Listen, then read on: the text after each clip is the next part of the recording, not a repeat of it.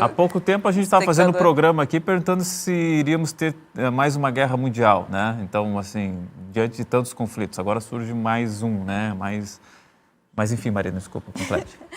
Não, eu particularmente não acredito numa escalada para um conflito mundial a partir dos conflitos regionais. Nós sempre tivemos conflitos regionais, principalmente na região do Oriente Médio, e eu não acredito que isso se torne a Terceira Guerra Mundial.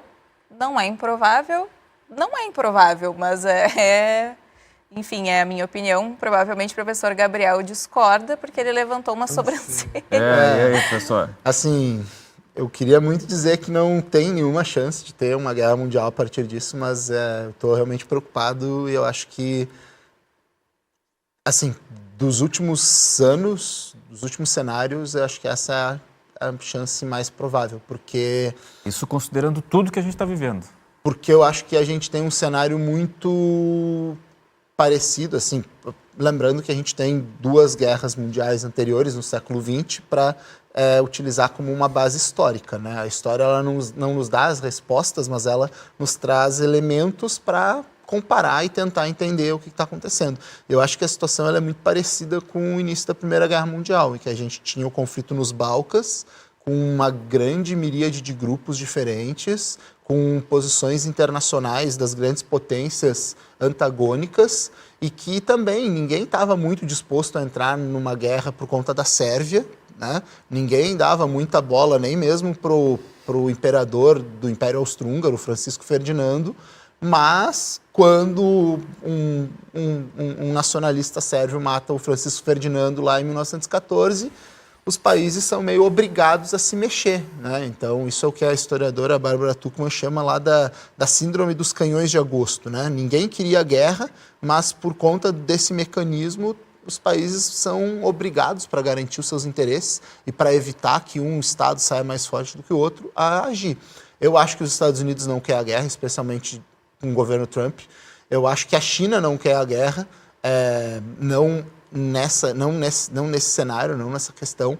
Eu acho que nem mesmo a Rússia quer essa guerra agora, ela prefere resolver a situação na Ucrânia antes. Mas pode ser que, a depender justamente, né, de como ficar essa situação, eles tenham que apoiar os seus aliados, né? O quão importante vai ser Israel para os Estados Unidos, o quão importante vai ser as bases russas na Síria, o quão importante vão ser os investimentos da China no Irã. Se tudo isso estiver em risco, pode ser que todos esses 3 atores tenham que se envolver nessa guerra. E aí a gente tem... Mas, só um adendo assim, sobre a política externa norte-americana, né, agora com a ascensão da nova administração do Trump. Quando a gente observa assim, a atuação da administração anterior do Trump, em termos de política externa para o Oriente Médio, a gente enxerga muito mais um paradigma transacional de política externa, de relações bilaterais, do que um paradigma persecutório, né, na verdade. Então, existe assim, essa tradição da administração Trump de manter as relações no âmbito dos negócios, né? Ainda que, lógico, cada governo tem as suas preferências político-ideológicas, que geralmente acabam ocupando um lugar na retórica, né? Então, no âmbito do discurso, que não necessariamente acaba refletindo ali a prática política. Então, nesse sentido, eu acredito que não é estranho que a gente espere que a nova administração do Trump, na verdade, colabore, e pode ser de forma não intencional, para o encerramento dos conflitos regionais, tá? Deflagrados no Oriente Médio. Não intencional. Pode ser que sim, pode ser intencional, vamos torcer para que seja, que esteja na pauta, mas pode ser que acabe colaborando de forma colateral. Por quê? Né, para não escalada de novos conflitos.